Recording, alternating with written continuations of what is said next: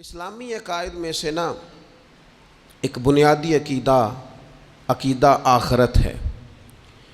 جن چیزوں پر انسان ساری زندگی اعمال کرتا ہے وہ چیزیں ہوتی ہیں جو اس کے عقیدے میں شامل ہوتی ہیں۔ عقیدہ جس طرح کا ہوتا ہے اسی طرح کا انسان عمل کرتا ہے، جو اس کی سوچیں ہوتی ہیں، جو افکار ہوتے ہیں، اسی طرح اپنے شب و روز گزارتا ہے۔ جن لوگوں کا عقیدہ آخرت مضبوط ہوتا ہے نا کہ ہم نے اللہ کی بارگاہ میں کھڑے ہونا ہے، ہم نے اس کی بارگاہ میں جا کے اپنے اعمال کا حساب دینا ہے، عقیدہ آخرت مضبوط ہو تو لازمی طور پر اعمال سنور جاتے ہیں۔ انسان جواب دہی کے تصور کے ساتھ اپنے معاملات زندگی کو بار بار صحیح کرنے کی کوشش کرتا ہے۔ عقیدہ آخرت اسلامی عقائد میں بنیادی فکر کا عقیدہ ہے، اساس ہے عقائد کی۔ اگر کسی شخص کا یہ خیال ہو جائے کہ میں بس یہی زندگی ہے، کھا لو پی لو موج کرو، تو ظاہر ہے وہ فنا کا نام جب رکھ لے گا زندگی کو اور وہ دوبارہ اٹھنے کا قائل ہی نہیں ہوگا تو وہ تو کسی قانون کا پابند ہی نہیں رہے گا، وہ تو کسی چیز کی پابندی نہیں کرے گا، کسی چیز سے پرہیز نہیں کرے گا، من چاہی زندگی گزارے گا۔ عقیدہ آخرت، اللہ کی بارگاہ میں کھڑا ہونے کا تصور، یہ انسان کو سوار دیتا ہے۔ یہ ایک ایسا مراقبہ ہے جو تزکیہ نفس کر دیتا ہے، انسان کا باطن سنور جاتا ہے، اخلاقیات میں تبدیلی آتی ہے۔ پھر کوئی کیمرہ بھی نہ لگا ہو نا، کوئی بھی نہ دیکھ رہا ہو تو بندہ پھر بھی نیک ہو جاتا ہے، کیونکہ اس کا خیال ہوتا ہے میرا رب مجھے دیکھ رہا ہے، صبح قیامت میں اپنے رب کی بارگاہ میں کھڑا کیا جاؤں گا۔ تو عقیدہ آخرت کی مضبوطی، اس تصور کا مضبوط ہونا امت مسلمہ کے لیے نہایت ہی ضروری ہے۔ آپ دیکھیے قرآن مجید فرقان حمید ہماری توجہ دلاتا ہے، اور سورۃ القیامہ کے اندر اللہ کریم نے ارشاد فرمایا ایحسب الانسان، کیا آدمی اس گھمنڈ میں ہے، کیا انسان کا یہ خیال ہے ان یترک سدی، کہ اسے آزاد چھوڑ دیا جائے گا، اس سے پوچھا نہیں جائے گا؟ کیا انسان یہ سمجھتا ہے اس سے کوئی سوال؟ ایحسب الانسان، کیا انسان اس گمان میں ہے، اس گھمنڈ میں ہے ان یترک سدی، کہ اسے آزاد چھوڑ دیا جائے گا، کوئی پوچھنے والا نہیں ہوگا؟ اسے آزاد نہیں چھوڑا جائے گا، اس پر پابندیاں ہیں، اس پر کچھ قیود ہیں، اسے کچھ حدود بتائی گئی ہیں، اسے ایک دائرہ کار دیا گیا ہے، اسے بتایا گیا ہے کہ یہ حلال ہے، یہ حرام ہے، یہ تیرے لیے جائز ہے، یہ تیرے لیے جائز نہیں ہے۔ اس چیز کی حد تک تو آگے بڑھ سکتا ہے، یہاں سے اس لائن کو تو کراس نہیں کر سکتا، اس پر پابندیاں ہیں، ان پابندیوں کے بیچ رہ کے وہ زندگی گزارے گا۔ اور یہ بھی یاد رکھے، یہ آیت ایک دوسرا معنی یہ دیتی ہے کہ یہ مت سمجھے کہ صبح قیامت اسے چھوڑ دیا جائے گا، اس سے پوچھا جائے گا، اس سے سوال کیا جائے گا۔ اللہ کی بارگاہ میں جب یہ کھڑا ہوگا تو اسے اپنے اعمال کا حساب دینا ہو۔ لازمی طور پر ایک عدالت صبح قیامت لگے گی، جس عدالت میں مجرم پیش ہوں گے، انہیں اپنے جرموں کا حساب دینا ہے، ظالموں کو کھڑا کیا جائے گا، ان سے ان کے ظلم کے بارے میں باز پرس ہوگا۔ تو لازمی طور پر عقیدہ آخرت کی مضبوطی انسان کو مضبوط کرتی ہے، اس کے اعمال پر پیرے بیٹھ جاتے ہیں، وہ پھونک پھونک کر قدم رکھتا ہے، سوچ کر جملے بولتا ہے، وہ کوئی بھی معاملہ کرتا ہے تو اس میں اس کا خیال ہوتا ہے کہ میں نے دنیا سے چلے جانا ہے، میرے پاس پتہ نہیں کتنا وقت بچا ہے، لہٰذا مجھے آخرت میں پیش ہونا ہے، اپنے معاملات کی آسانی کے لیے، وہاں کی آسانی کے لیے میں یہاں تھوڑا سوچ سمجھ کے چلوں۔ رب فرماتا ہے تجھے ایسے ہی آزاد نہیں چھوڑا جائے گا، آزاد پنچھیوں جیسی زندگی نہ گزار، صبح قیامت کے معاملات کو پیش نظر رکھ، اس پر غور کر۔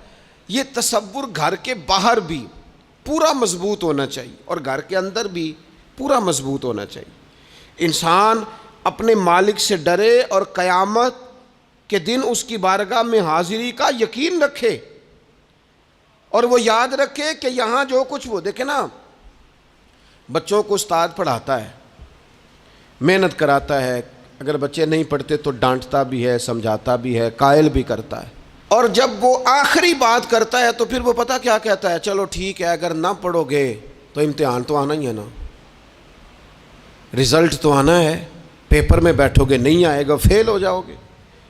یہ لاسٹ پر یہ بات ضرور ہوتی ہے، اور یہ امتحان دینے کا تصور اور امتحانی سینٹر میں جانے کا خیال طالب علم کو مجبور کرتا ہے کہ میں اسباق تیار کروں، میں بار بار اس پر غور کروں، میں کتاب کو سمجھوں، میں اس کو حل کروں چیزوں کو، تاکہ جب میں مرکز میں جاؤں پرچہ دینے کے لیے امتحانی سینٹر میں تو پھر مجھے پریشانی کوئی نہ ہو۔ بس سمجھانے کے لیے بات عرض ہے کہ یہاں لوگوں کو بتایا جاتا ہے، قائل کیا جاتا ہے یہ حلال ہے، یہ حرام ہے، یہ تیرے لیے ٹھیک نہیں ہے، یہ تیری حدود ہیں، یہ تیرے قیود ہیں، یہ تیرا دائرہ کار ہے۔ لیکن اگر پھر بھی کوئی بندہ باز نہ آئے، پھر بھی کوئی شخص باز نہ آئے، تو پھر اس کو کہا جائے گا صبح قیامت اللہ خود حساب لے لے گا، پھر تجھے مالک اپنے سامنے کھڑا کرے گا، ثم لتسألن یومئذ عن النعیم، پھر وہ تجھ سے ایک ایک نعمت کے بارے میں سوال کر لے گا، پھر تجھے جواب دینا ہوگا۔ تو اس تصور کو اپنی زندگی میں لاگو کریں کہ ہم نے مرنا ہے، اللہ کی بارگاہ میں جان، اس تصور کو پوری طور پر طاری کریں اپنے ذہنوں میں۔ یہ جو رسمی سی بات ہے نا، پتہ نہیں کب چلے جانا ہے، جو جانے والے ہوتے ہیں ان کی کوئی تیاری بھی ہوتی ہے، جن کو پتہ ہوتا ہے نا وہ رمضان المبارک میں نا کئی دفعہ ایسا ہوتا ہے کہ ٹکٹیں نہیں مل رہی ہوتی ہیں اور عمرے کے ویزے لگ چکے ہوتے ہیں، تو ایجنٹ کہہ دیتے ہیں جانے والوں کو کہ تیاری رکھنا، کسی وقت بھی میرا فون آ جائے گا۔ تو لوگوں نے بیگ باندھ لیے ہوتے ہیں، سامان تیار کر لیا ہوتا ہے، سارے انتظامات کر کے رکھے، کیوں کہ پتہ نہیں کس وقت بلاوا آ جائے گا۔ تو روز کہتا ہے پتہ نہیں اللہ کی جانب سے کس وقت بلاوا آ جائے گا۔ پھر اپنی تیاری بھی تو یار کچھ بتانا، میں بھی بتاؤں آپ بھی بتائیں۔ پھر ہم اپنے آپ سے یہ بھی تو سوال کریں نا کہ جہاں اچانک جانا پڑے اس کے لیے تیاری ہوتی ہے، ہماری تیاری کیا ہے؟ اگر اچانک جانے پڑے اس کی بارگاہ میں کیا تیاری؟ روز دیکھ رہے ہیں نا، کچھ لوگ روڈ پہ چڑھے تھے پہنچ نہیں سکے، ہاسپٹل گئے تھے پہنچ نہیں سکے، کچھ لوگ کسی فیلڈ میں کام کر رہے تھے ڈگری نہیں مل سکی، جا ہی نہیں سکے، وقت آ گیا۔ تو اگر وہ ٹائم آ جاتا ہے اس کی بارگاہ میں حاضر ہونا پڑ جاتا ہے، تیاری کیا ہے؟ نبی پاک علیہ الصلوۃ والسلام گھر کے اندر اپنے گھر والوں کی تربیت کے لیے اور تعلیم امت کے لیے ایک دعا مانگتے تھے۔ حضرت عائشہ صدیقہ کہتی ہیں حضور دعا مانگتے تھے، مشکات میں موجود ہے۔ کیا دعا تھی؟ اللہم حاسبنی حسابا یسیرا، اے اللہ ذرا حساب آسان کر کے لینا۔ یہ حضور تعلیم امت کے لیے دعا مانگتے، اللہ حساب ذرا آسان کر کے لیجیے، مالک کرم فرمانا۔ تو حضرت عائشہ صدیقہ رضی اللہ تعالیٰ عنہ ارشاد فرماتی ہے میں نے عرض کیا یا رسول اللہ صلی اللہ تعالیٰ علیہ وسلم یہ آسان حساب کا کیا مطلب ہے؟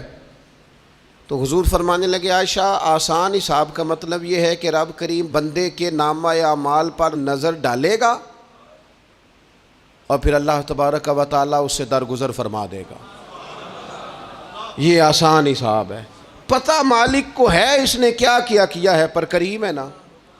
عدل کریں تے تھر تھر کمبن، اچیاں شاناں والے تے جے فضل کریں تے پھر بخشے جاون میرے جے منہ کالے، نظر کرے گا پھر معاف فرما دے گا۔ اور حضور فرماتے عائشہ یاد رکھو جس سے اس نے حساب لیا وہ پھر بڑی مشکل میں آ جائے گا، اس کے لیے مشکل ہو۔ اللہم حاسبنی حسابا یسیرا، اے اللہ تو حساب ذرا آسان کر کے لینا، ذرا آسان کر کے۔ یہ تعلیم امت کے لیے کہ امت کے دل میں خیال پیدا ہو کہ حساب دینا ہے، تو نے حساب دینا ہے، تو نے اپنے مال کا حساب دینا ہے، تو نے اپنے لفظوں کا حساب دینا ہے، تو نے معاملات کا حساب دینا ہے۔ تو جس کرسی پہ بیٹھا ہے، تو کلرک ہے یا صدر ہے، تو نے اپنی اس نشست کا حساب دینا۔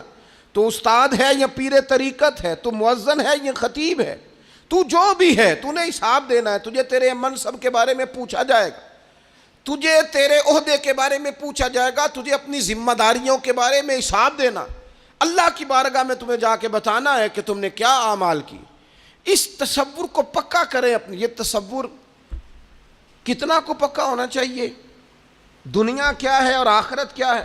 ہمارے ہاں لوگوں نے بہت بڑا لمبا چوڑا دنیا کا تصور بنا لیا، کار جہاں دراز ہے، لمبا تصور، دنیا داری کے لیے لمبی منصوبہ بندی، دور دور تک میں نے یہ کرنا ہے، پھر میں نے یہ کرنا ہے، پھر اس کے بعد انشاءاللہ یہ کر دینا۔ یہ تو آپ نے 300 سال کی پلاننگ بتا دی ہے، یہ تو 300 سال کی پلاننگ بتائی۔ کیا بتائیں تجھے اے باپ، کیا کار ہائے نمایاں کر گئے، بی اے کیا، نوکر ہوئے، پینشن ملی، پھر مر گئے۔ زندگی تو اتنی سی ہے، اتنی لمبی منصوبہ بندی، اس میں آخرت کہاں ہے؟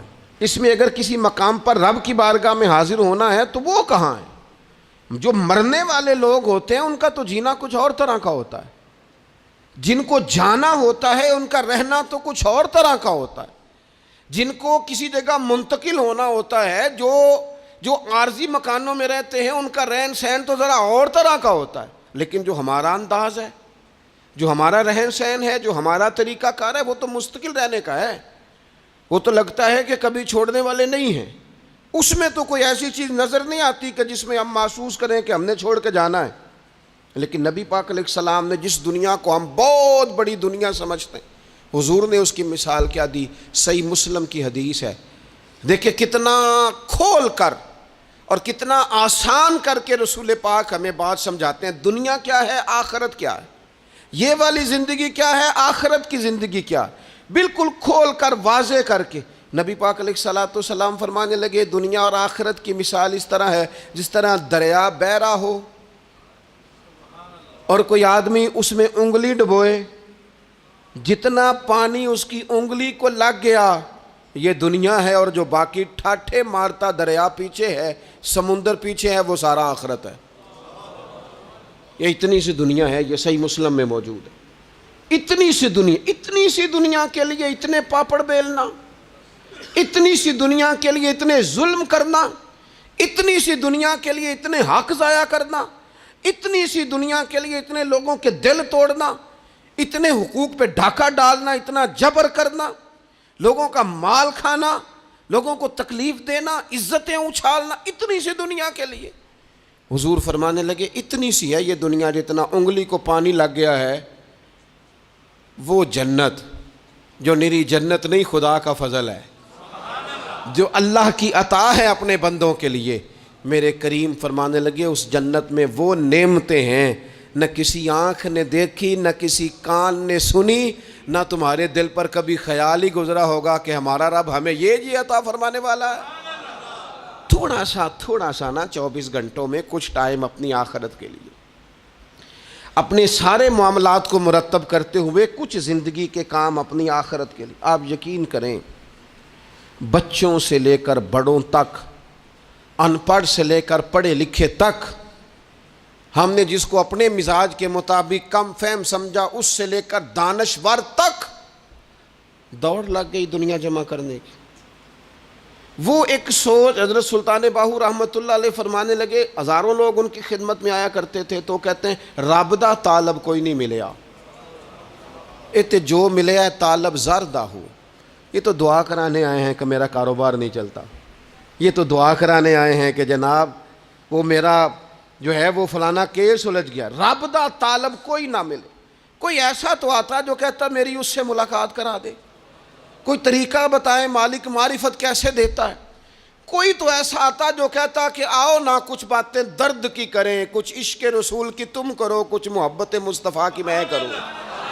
کچھ ایسے آتے جو کہتے آؤ نہ کوئی ذکر چھیڑے صدیق اکبر کا، کوئی بات کریں سیدنا فاروق اعظم کی، کچھ تذکرے ہو جائیں عثمان غنی کے، تھوڑی دیر ہو نہ جائے مولا علی کا تذکرہ۔ کچھ لوگ ہوتے نا ایسے جو اس طرح کے ہوتے، لیکن وہ ہر وقت دنیا داری، ہر وقت اچھا کہیں اکتاتے بھی ہیں نا، تھک گئے کاروبار کر کر کے، کہیں اکتاتے بھی ہیں تو کرتے کیا ہیں، سیر کرنے چلے جاتے ہیں۔ میں جی بور ہو گیا ہوں کام کرتے کرتے، چلو میں اب ٹھنڈے علاقے میں چلتا ہوں۔ کبھی تو ایسا ہونا تو کہے میں نے بچوں کو بھی وقت دیا ہے، دوستوں کو بھی دیا ہے، یاروں کو بھی دیا ہے، صحت کو بھی دیا ہے، میں نے ٹائم اپنے شوق کو بھی دیا ہے، اب میں کسی کو ٹائم نہیں دوں گا، یہ چند گھنٹے میں صرف رب رسول کی بارگاہ میں حاضری دوں گا۔ تو ذرا جم کے قرآن پاک پڑھے، تو ذرا ذوق سے درود پاک پڑھے، تو ذرا شوق سے میرے محبوب کی نعت سنے، تو سارا زمانہ بھول جائے اور تو رج رج کے دعا مانگے اپنے رب کی بارگاہ میں، اپنی پریشانیاں عرض کرے، اپنے اندر کی کیفیت بیان کرے۔ دل جو سخت ہو گیا ہے، ذہن جو سخت ہو گیا ہے، جو طبیعت میں وہ نورانیت نہیں آ رہی، اس کی تو بات کرے، تو اپنے رب کی بارگاہ میں معافی کا سوال کرے، تو اس سے قیامت کے دن درگزر کرنے کے لیے عرض کرے، کچھ تو ایسا ٹائم نکلے۔ لیکن دوستو ہم تو بالکل الجھتے ہی جا رہے ہیں. وہ معاملات زندگی ہیں کہ ختم ہی نہیں ہو رہے, شوق ہیں کہ ختم ہی نہیں ہو رہے, باتیں ہیں کہ بڑھتی چلی جا رہی ہیں. دور گزر گیا جب لوگ کہتے تھے کہ کوئی درود پاک بتائیں جس سے سرکار راضی ہو. ایک کی مسئلہ ہے, کام نہیں چلتا. ایک صاحب آئے, کام نہیں چلتا. میں نے کہا سورہ واقعہ پڑھا کریں. کہتے ہیں حضرت میں بڑی دیر سے پڑھ رہا ہوں. میں نے کہا چلیں کچھ صدقات دے کے دیکھ لیں. کہنے لگے بڑی دیر سے دے رہا ہوں. میں نے انہیں ایک اور وظیفہ بتایا. کہنے لگے یہ بھی مجھے کسی نے بتایا تھا, بڑی دیر سے کر رہا ہوں. تو میں نے انہیں کہا پھر میری ایک ناقص رائے یہ ہے کہ سارا کچھ کرنے کے بعد اگر ابھی تک پھر بھی آپ سمجھ رہے ہیں نا آپ کی مرضی کے مطابق آپ پر دروازے نہیں کھل رہے, پھر آپ صبر کریں. جو میرا رب چاہتا ہو اس پہ راضی رہ کے دیکھیں ذرا. پھر ذرا راضی رہ کے دیکھیں, پھر دیکھیں کہ مالک کا فیصلہ کیا ہے. وہ آپ کے حق میں کوئی رحمت والا فیصلہ ہی فرمائے گا. پھر ذرا انتظار کر کے دیکھیں, پھر ذرا صبر کر کے دیکھیں. پھر وہ کہتا وبشر الصابرین, محبوب یہ جنہوں نے صبر کیا ہے انہیں میری رحمت کی خوشخبری سنا دو.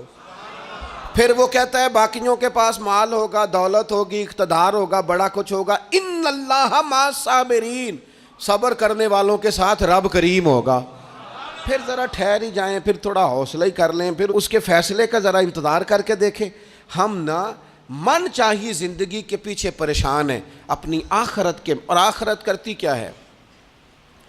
جب آپ کا آخرت پر یقین پکا ہو جاتا ہے نا, پھر لازمی طور پر انسان کے اعمال سنورتے ہیں. آپ یقین کریں سنورتے ہیں, 100% سنورتے ہیں. آپ آخرت پر جتنا یقین, حضرت عمر کا آخرت پر یقین پکا تھا نا, دنیا میں مکان ہی کوئی نہیں بنایا, پکا تھا. سیدنا مولا علی شیر خدا امیر المومنین بھی ہو گئے تو طامت پھر بھی پھٹی ہوئی تھی. پکا یقین تھا نا کہ اللہ نے ہمارے لیے آگے بڑی نعمتیں تیار کی ہوئی ہیں. حضور نے آ کے فرمایا تھا نا کہ عمر میں تیرا گھر دیکھ آیا ہوں جنت میں. یقین پکا تھا نا بڑا کچھ ملنے والا ہے. تو جن لوگوں کا پکا ہونا کہ میرا دیس میں گھر ہے, وہ پردیس میں بلڈنگیں نہیں بنایا کرتے. ان کو پتہ تھا کہ ہمارے دیس میں گھر بنے ہوئے ہیں, لہٰذا یہاں وہ کسی پریشانی کا شکار. اور دوسرا, جب بندے کا آخرت پر یقین پکا ہو جاتا ہے نا, ایک بات آپ نے ضرور ذہن میں رکھنی ہے. ہمارے محدثین نے لکھا ہے جس بندے کا صرف دنیا داری میں جینے کا مزاج ہو جاتا ہے نا, وہ بزدل ہو جاتا ہے. اور جس کا خیال ہوتا ہے نا زندگی عارضی ہے, صبح قیامت دوبارہ اٹھوں گا, وہ بندہ بہادر ہو جاتا ہے. جس کا خیال ہے نا یہی کچھ ہے, کھا لو پی لو, بس یہ زندگی ختم ہو گئی تو ختم ہو گئی, مر گئے تو مر گئے, ختم ہو گئے, فنا ہو گئے, ان لوگوں کا مزاج بزدلانہ ہو جاتا ہے, جرت مند نہیں رہتے. اور جن کا یہ خیال ہوتا ہے نا مرنے کے بعد بھی اٹھنا ہے, ایک نئی زندگی اللہ عطا کرے گا, وہ لوگ پھر موت سے گھبراتے نہیں, انہیں مرنے سے ڈر نہیں لگتا. پھر موت کا لفظ کوئی بندہ سنا کہ انہیں بلیک میل نہیں کر سکتا. وہ بندے طاقتور ہو جاتے ہیں, باہمت ہو جاتے ہیں. حضرت جابر ابن عبداللہ فرماتے ہیں, بخاری میں حدیث ہے, فرماتے ہیں ایک احد والے دن نا ایک صحابی کھجور کھا رہے تھے. تو کھجور کھاتے کھاتے انہوں نے نبی پاک صلی اللہ تعالیٰ علیہ وسلم کی خدمت میں عرض کی, حضور اگر میں آج شہید ہو جاؤں تو کہاں جاؤں گا؟ تو محبوب فرمانے لگے میرا رب اپنے فضل سے تجھے جنت عطا کرے گا. حضرت جابر ابن عبداللہ رضی اللہ تعالیٰ عنہ فرماتے اس بندے نے کیا کیا, اس نے نا کھجور جتنی کھا لی تھی کھا لی, باقی نکال دی منہ سے, تلوار لی, میدان میں گئے, شہید ہو گئے. سبق ہمیں کیا دیا؟ کہنے لگے جب مرتے ہی اللہ تعالیٰ جنت عطا کرے گا, پھر کھجور کھاتے کھاتے رہنے والی دیر بھی کیوں کرنی ہے؟ پھر چھوڑو, جنت میں جا کے اللہ کے دیے ہوئے انعام کھائیں گے. کھجور کھانے کی بھی دیر برداشت نہیں کی. یہ آخرت کا اجر, آخرت میں رب کی بارگاہ میں کھڑے ہونے کا تصور بندے کو طاقتور کر دیتا. وہ بزدل. اقبال کیا کہتے ہیں؟ اقبال کہتے ہیں موت کو سمجھے ہیں غافل اختتام میں زندگی, یہ ہے شام میں زندگی, پھر صبح دوام میں زندگی. اور حضرت بلے شاہ بھی بول پڑے, وہ کہنے لگے عرش فرشتے بانگاں ملیاں مکے پہ گیا شور, بلے شاہ آسان نہیں مرنا, ایتے مر گیا ہی کوئی ہور. یہ تو کسی. اور پھر ایک اور درویش بولے, وہ کہنے لگے وارث شاہ او کدو مردے, وارث شاہ او کدو مردے جنہ کیتیاں نیک کمائیاں نے. وہ تو اللہ کی بارگاہ میں انعام پاتے ہیں. ایک پل ہے موت, اس پل سے گزرتے ہیں, پھر رب کا فضل انہیں ملتا ہے. میں کئی دفعہ کہہ چکا ہوں, پھر کہتا ہوں, یہ جب بہت ٹینشن بن گئی نا, ڈپریشن بہت بڑھ گیا, کووڈ-19 کے دن تھے, کرونا کے, تو مجھے ایک سرکاری ادارے میں بلایا گیا جہاں اس عملے کو میں نے گفتگو کرنی تھی, اس عملے سے جو مریضوں کو دیکھ رہا تھا. کہنے لگے, مجھے وہاں کے جو ہیڈ تھے کہنے لگے, پیر صاحب بڑا ڈپریشن بڑا ہے, لوگ ڈر رہے ہیں. وقتی طور پہ خوف بھی بڑا تھا. تو میں نے ایک صاحب سے وہاں کہا کہ اتنا خوف کس بات کا؟ کہنے لگے, جی مجھے تو زیادہ ہجوم آ جائے تو میرا سانس نہیں نکلتا, تو قبر میں تو کھڑکی کوئی نہیں, تو تصور سوچ سوچ کے میں ڈرتا ہوں. تو میں نے کہا, ڈاکٹر صاحب ماں کے پیٹ میں جو رب آکسیجن دیتا ہے وہ قبر میں بھی دے گا. تو انہوں نے آپ کی طرح سبحان اللہ نہیں کی, کیونکہ وہ ڈاکٹر صاحب تھے نا. سیانے بندے کو سمجھانا بھی کافی سیانے بندے کا کام ہے, وہ زیادہ سیانے تھے.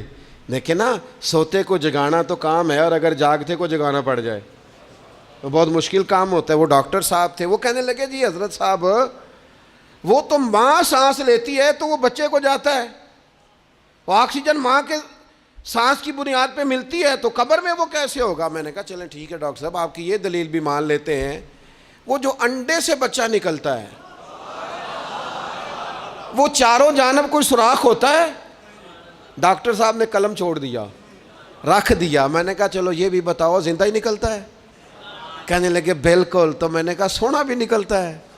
کہنے لگے بڑا ہی پیارا ہوتا ہے. میں نے کہا انشاءاللہ جب ہم قبروں سے نکلیں گے, مصطفیٰ کا صدقہ, یوم نحشر المتقین الی الرحمن وفدا, رب کہتا ہے تم جب نکلو گے نا قبروں سے, متقی مومن جب نکلیں گے تو رب کی بارگاہ میں مہمان بنا کر پیش کیے جائیں گے. اے رب دے پرونے ہون گے قیامت میں, وہ مہمان بنا کر پیش کیے جائیں گے اللہ کی بارگاہ, مہمان بنا کر.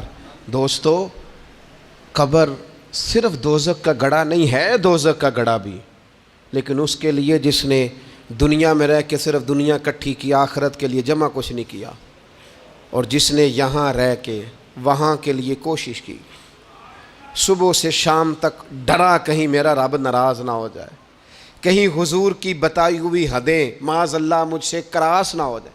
جس نے محتاج زندگی گزاری, اس کی قبر گڑھا نہیں, کھڈا نہیں, بلکہ حضور فرماتے ہیں روضۃ من ریاض الجنہ, اس کی قبر تو باغ ہے, باغ. ایک منٹ کے لیے صرف سوچنا, بندہ فوت اور سیدھا اسے باغ میں چھوڑا ہے کوئی, باغ ہے قبر, باغ. اور باغ بھی معمولی نہیں, معمولی کیاری نہیں, روضۃ من ریاض الجنہ, جنت کے باغوں میں سے باغ. اور باغ اتنا سونا ہے جس میں آنکھ کھلے گی تو پہلی زیارت ہی مدینے والے رسول کی نصیب ہوگی. تو خوف آتا ہے وہاں جاتے ہوئے. پہلے بھی میں نے کہا تھا, پھر کہتا ہوں, وہ مرحوم آسی نے کہا تھا, آج پھولے نہ سمائیں گے کفن میں آسی, او قبر کی رات ہے ان سے ملاقات کی رات. آج تو ملاقات. تو یہ جو عقیدہ آخرت ہے یہ انسان کو بزدل نہیں کرتا, بہادر کر دیتا ہے. جو لوگ عقیدہ آخرت نہیں رکھتے بزدل ہو جاتے ہیں, اور لازمی طور پر بزدل ہو جاتے ہیں. اسی طرح یہ جو عقیدہ آخرت ہے یہ صبر و تحمل پیدا کرتا ہے انسانی زندگی میں, ٹھہراؤ پیدا کرتا ہے. انسان محسوس کرتا ہے کہ کل دنیا یہ نہیں, آگے بھی اللہ بڑا کچھ عطا فرمانے والا ہے. اس کے مزاج کے اندر تحمل, بردباری, سکون رہتا ہے. یعنی نہیں بھی اگر کسی مظلوم کو انصاف مل سکا دنیا میں تو وہ پھر بھی بے صبرا نہیں ہوتا, وہ ٹھہراؤ کا شکار ہے. اسے پتہ ہے قیامت کے دن بھی ایک عدالت لگے گی, اللہ کی بارگاہ میں جانا ہے. نبی پاک علیہ الصلوۃ والسلام نے فرمایا اگر سینگوں والی بکری نے بغیر سینگوں والی بکری کو تکلیف دی ہوگی تو قیامت کے دن اسے بھی بدلہ دینا پڑے گا. تو یہ تحمل پیدا کرتا ہے, انسان کو ایک حوصلہ ہوتا ہے کہ ساری عدالتیں یہاں نہیں, قیامت میں بھی لگنی. جب انسان عقیدہ آخرت رکھتا ہے نا تو پھر اس کے لیے نا رب کے رستے میں خیرات کرنا بڑا آسان ہو جاتا ہے. پھر نہ وہ محسوس کرتا ہے کہ میں نے سارا کچھ یہاں کے لیے جمع نہیں کرنا, کچھ میں نے وہاں کے لیے بھی جمع کرنا ہے. وہ پھر اپنی آخرت کے لیے کچھ نہ ایک بینک آخرت کا بھی بنا لیتا ہے, اس میں بھی کچھ نہ کچھ جمع کراتا رہتا ہے. اسے پتہ ہوتا ہے کہ میں نے اللہ کی بارگاہ میں حاضر ہونا ہے, وہاں کی بھی کچھ نہ کچھ تیاری. نبی پاک صلی اللہ تعالیٰ علیہ وسلم نے بکرا بھیجا گھر میں ذبح کرنے کے لیے, تو سرکار تشریف لائے سر شام، تو فرمایا کیا بنا؟ عرض کی یا رسول اللہ صلی اللہ تعالیٰ علیہ وسلم سارا بانٹ دیا ہے، محلے داروں میں، رشتہ داروں میں، غریبوں میں سارا بانٹ دیا، بکرے کی ایک دستی صرف بچی ہے، آپ کے لیے رکھی ہے۔ تو حضور نے توجہ کیا دلائی، محبوب نے کس طرف رخ کیا؟ حضور فرمانے لگے اپنے اہل خانہ سے، ازواج مطہرات سے، کریم فرمانے لگے عائشہ وہ جو تم نے بانٹ دیا ہے نا وہ سارا ہی بچ گیا ہے، وہ سارا ذخیرہ ہو گیا، وہ جمع ہو گیا ہے آخرت کے لیے، وہ ہمارے پاس بچ گیا ہے۔ یہ جو تم سمجھتے ہو نا یہ بچا کے رکھا ہے، یہ تو ہم استعمال کر لیں گے، وہ ہم نے سیو کر لیا ہے، وہ بچ گیا ہے۔ حضرت ابو ذر غفاری رضی اللہ تعالیٰ عنہ اپنے خادم سے کہنے لگے کہ مجھے پتہ چلا ہے یہاں فلاں جگہ کچھ غریب لوگ آئے ہیں، تو اس طرح کرنا، جو اچھا اونٹ ہے نا میرے اونٹوں میں سے، اچھا اونٹ وہ ذبح کر کے نا تو ان سارے گھروں میں تقسیم کر دو، جتنا گوشت وہاں بھیجو گے اتنا ہی میرے گھر میں بھی بھیج دینا۔ تو آپ کا وہ خادم کہتا ہے میں نے اپنی سمجھ کے مطابق اچھا اونٹ ذبح کر کے گوشت بنا کے میں نے بانٹا، اور میں نے اس طرح کیا کہ وہ حضرت ابو ذر غفاری کے گھر بھی اتنا ہی گوشت بھیجا جتنا تمام غربا کے ہاں میں نے بانٹا تھا۔ شام کو جناب ابو ذر غفاری اپنے اونٹوں کے باڑے میں آئے جہاں باندھا کرتے تھے اپنی حویلی میں، تو آ کے دیکھا کہ وہ سرخ بہترین اونٹ جو سب سے بہترین تھا وہ تو کھڑا ہے۔ تو آپ اپنے خادم سے کہنے لگے میں نے تمہیں کہا تھا جو سب سے اچھا ہے اس کو ذبح کرنا، تو وہ کہنے لگا حضور وہ باقیوں میں سے سب سے اچھا تھا، اس سے ہی تھوڑا سا کمزور تھا، اور یہ تو آپ کی سواری کے لیے ہے نا، یہ تو آپ کے کام آتا ہے، اس پہ تو آپ سفر کرتے ہیں، اس لیے میں نے اسے چھوڑ دیا، اور اس کے بعد جو سب سے اچھا تھا وہ میں نے ذبح کر دیا۔ تو حضرت ابو ذر غفاری فرمانے لگے تو شاید سمجھا نہیں، میں اسے بھی سواری کے لیے رکھنا چاہتا تھا پر اپنی آخرت کی سواری کے لیے۔ میرا دل تھا وہ جو آخرت میں سفر کرنا ہے نا، دشوار گزار گھاٹیاں ہیں، ان گھاٹیوں کے لیے وہ اونٹ میرے کام آ جائے گا، لہذا میں نے تجھے کہا تھا جو سب سے بہتر ہو وہ دے دینا تاکہ ذرا میری آخرت کی سواری بن جائے، تاکہ میں ذخیرہ کر لوں۔ بڑا دیا بال بچوں کو، بڑا دیا بہن بھائیوں کو، بڑا دیا دوست احباب کو، بڑے قرضے دیے ادھر ادھر، لیکن ساری زندگی دیے، ایک موقع پر صرف آپ نے کسی کو انکار کیا نہ، ایک موقع پر، تو وہ پچھلے جو 99 دفعہ آپ نے دیا ہوتا ہے وہ اس کا بھی منکر ہو جاتا ہے، وہ کہتا ہے تو نے کدی کام تے کام ہی نہیں آیا، وہ تو نے تو میری امید ہی توڑ دی۔ وہ سارے شکوے ساری زندگی کہاں خرچ کر دی بلا، کس مقام پر؟ اور یہاں حال یہ ہے کہ حضور فرماتے ہیں جب تو صدقہ دیتا ہے تو رب اسے اپنے دستے قدرت میں لیتا ہے، اور اس طرح تمہارے صدقے کو پالتا ہے جس طرح تم اپنے گھر میں بچھڑا نہیں پالتے، اس طرح صبح قیامت تمہیں وہ نتیجے کے طور پر پلا ہوا صدقہ ملے گا۔ ہم اپنی آخرت کو چونکہ اس لیول پر یقین نہیں لاتے الا ماشاءاللہ، لہٰذا اس کی تیاری کے لیے ذخیرہ نہیں کرتے۔ اپنی آخرت کی تیاری کے لیے ذخیرہ کریں اور کوشش کریں کہ اور یہ عقیدہ اپنی اولادوں میں، اپنے متعلقین میں، اپنے احباب میں اس کو راسخ کریں۔ کوئی نہ کوئی بات عقیدہ آخرت کی، قیامت کی ضرور اس کا تذکرہ کریں، ان باتوں کو اپنی زندگی کا حصہ بنائیں۔ اگر عقیدہ آخرت نہ ہو تو دنیا کی ساری چیزیں ویسے ہی لوگوں کو عجیب لگنے لگ جائیں۔ اگر کوئی قیامت ہی قائم نہ ہو تو مظلوم رہ گیا، ظالم نے تو پھر ظلم ہی کمایا، وہ تو پھر دندناتا پھرے گا۔ تو رب کہتا ہے اَيَحْسَبُ الْإِنسَانُ أَن يُتْرَكَ سُدًى، کیا انسان سمجھتا ہے کہ اسے یوں ہی چھوڑ دیا جائے گا، کوئی اسے آزاد ہی چھوڑ دیا جائے گا، کچھ پوچھا ہی نہیں جائے گا؟ صبح قیامت سوال ہوں گے، رب کی بارگاہ میں حاضری ہوگی، اللہ کے حضور سوالات کے جواب دینے ہوں گے۔ لہٰذا اپنی زندگی کے اعمال کو مرتب کرتے وقت، کوئی بھی کام کرتے وقت ایک تصور ضرور ذہن میں رکھیں کہ مجھے صبح قیامت اس کا حساب دینا ہے۔ یہ جو جواب دہی کا تصور ہوتا ہے یہ انسان پر پہرے دار ہوتا ہے، یہ اس کو مضبوط کرتا ہے، اس کی عقیدے کی بنیادیں اس کے عمل کو طاقتور کر دیتی ہیں۔ لہٰذا عقیدہ آخرت اپنے بچوں میں، آنے والی نسلوں میں، آپ دیکھیں حضور نے یہ عقیدہ آخرت مضبوط کر دیا تھا نا، تو پھر سیدہ فاطمہ الزہرا نے کچے مکان میں ساری زندگی گزار دی۔ پھر محبوب پاک نے دیکھا کہ وہ اونٹ کے بالوں کی بنی ہوئی چادر اوڑھ کے چکی پیس رہی ہیں، تو محبوب نے یہ نہیں فرمایا کہ اللہ آسانی کر دے گا، اچھا وقت آ جائے گا تو فکر نہ کرنا، یہ مشکل نہ۔ محبوب کریم نے فرمایا فاطمہ دنیا میں تھوڑی مشقت برداشت کرو، اللہ آخرت کی ساری سعادتیں آپ کو ہی عطا فرمائے گا۔ گویا کریم نے فرمایا آپ کو یوں ہی زندگی گزارنی ہے، یہی طرز رکھنی ہے، اسی طرح ہی آپ کو وقت گزارنا ہے۔ جو آرام کا وقت ہے وہ اللہ تعالیٰ جنت میں عطا کرے گا۔ عقیدہ آخرت کی مضبوطی، تھوڑا سا ہمارے ایک بڑے قریبی دوست تھے، بڑا میرا ان سے پیار تھا، 34.5 سال عمر، خود ہارٹ اسپیشلسٹ ڈاکٹر، لیکن یہ پچھلے ہفتے وہ مریضوں کو چیک کر کے نیچے آ کے دفتر میں بیٹھے ہیں۔ ایک تو لوگ کہتے ہیں نا ہسپتال پہنچ جاتا تو شاید بچ جاتا، تو ہاسپٹل کے اندر ہی تھے، اور ابھی چڑھتی جوانی، 34-35 سال عمر۔